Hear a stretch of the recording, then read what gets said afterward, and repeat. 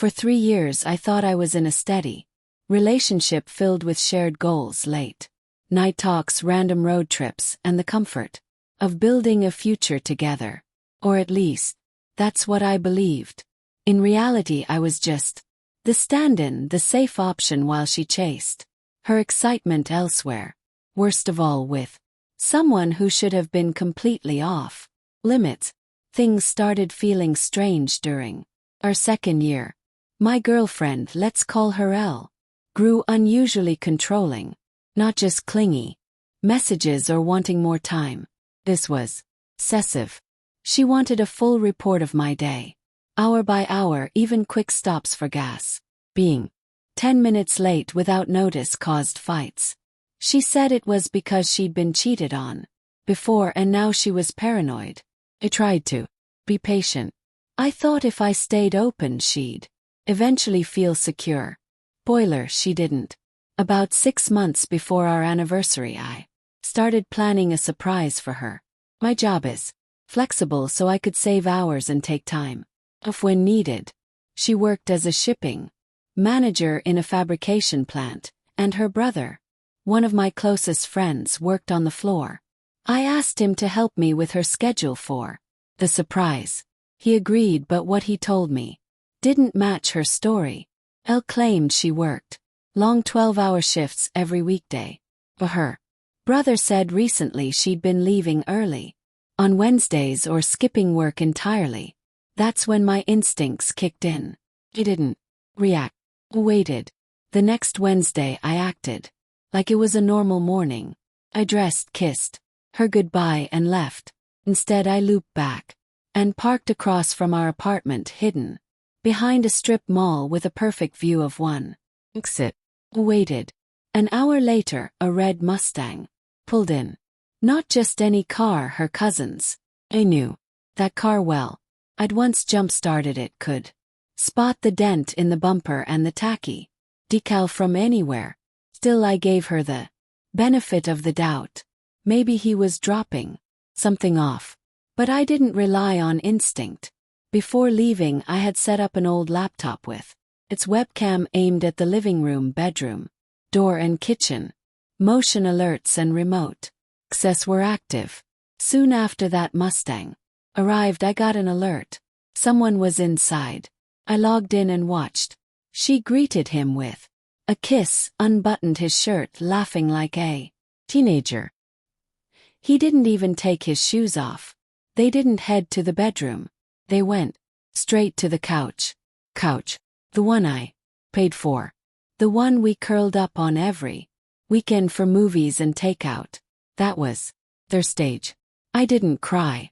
I didn't fall apart. Went cold, focused. I screen recorded it, set up a private link to the live stream, and shared it. Once to our friend group, once to her family's group chat. Both included her, both included him. First, nothing happened. I kept going, unaware. Then the calls started. Texts, missed calls, voicemails. She ignored them, too busy with her cousin. By the 4th or 5th call, she finally answered on speaker. It was his mother, her aunt. Her first words: "Stop, my son." Everything froze. Will turned pale. Her cousin looked like he'd seen a ghost. Tried to deny it, but her aunt told her everything. The video had been sent. Everyone had seen it. Elle scrambled, covering herself with pillows. Her cousin, half-dressed, panicked and tried to run. In the chaos, he tripped and hit his head on the coffee table, leaving a dent. Fitting, really. By the time I pulled up at the apartment, the chaos was loud. I got out just as he tried to sneak away. When he saw me, he froze. "Man, I'm so sorry, bro," he stammered. I said nothing. I hit him once, hard. He dropped like garbage. I walked past him upstairs. Ul was there, now dressed, crying like someone had. I stood over her, calm, ice in my voice. "Is that snot or regret on your face?" Yes. Then I raised my hand before she could speak. "Doesn't matter," she begged. She sobbed. Apologized like it meant something. Told her She had 1 hour to pack and leave. Clothes, makeup, a couple of dishes, everything else was mine. Paid for it. She had no backup. Her mother refused, too humiliated. Her brothers cut her off, her aunt threw her son. The same day, he bounced around on couches before leaving town for some low pay. I tried staying with friends, but that didn't last. In a small town, reputations stick. Whispers followed her everywhere. She became toxic, untouchable. She thought she could use me, play me. Now she knows better. Moved. Got a new place, upgraded everything. Changed all the furniture. Blocked her on everything. Gone like she never existed. Even her brother cut ties with her, stayed cool with me. But he couldn't look at her the same anymore. All that for one cheap, meaningless afternoon. Sometimes I wonder if she ever thinks back to that day. How she didn't lose everything in a big explosion, but in a slow, quiet burn she lit herself. But the truth is, I don't wonder much. Some people don't deserve peace. Some need to sit in the ruins they built. And she's sitting in now. After I gave her 1 hour to pack, I sat on the couch. The same couch. Still echoing with what I'd seen, and I watched her scramble like a raccoon caught in daylight.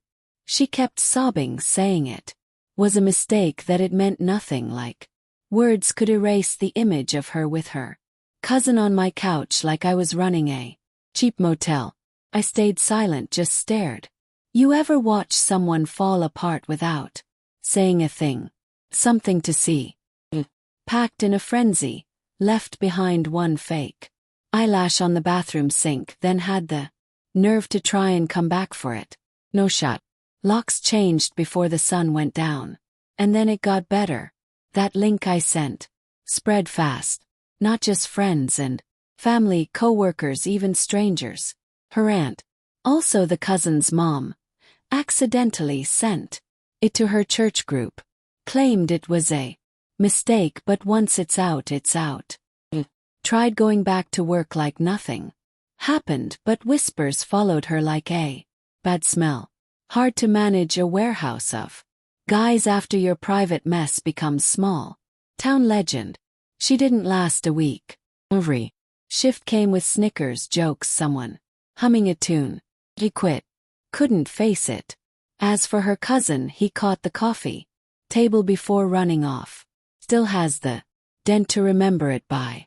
His mom didn't let it slide either. Made him do a full apology. Sitting across spaghetti plates, trying to explain why he thought hooking up with someone's girlfriend, let alone family, was smart. Weeks passed. Could breathe again. Then out of nowhere, a text. Random number. It was her. Said she was in therapy. Wanted closure. Closure. If that's what she wanted, maybe don't burn your life with your cousin on a Wednesday.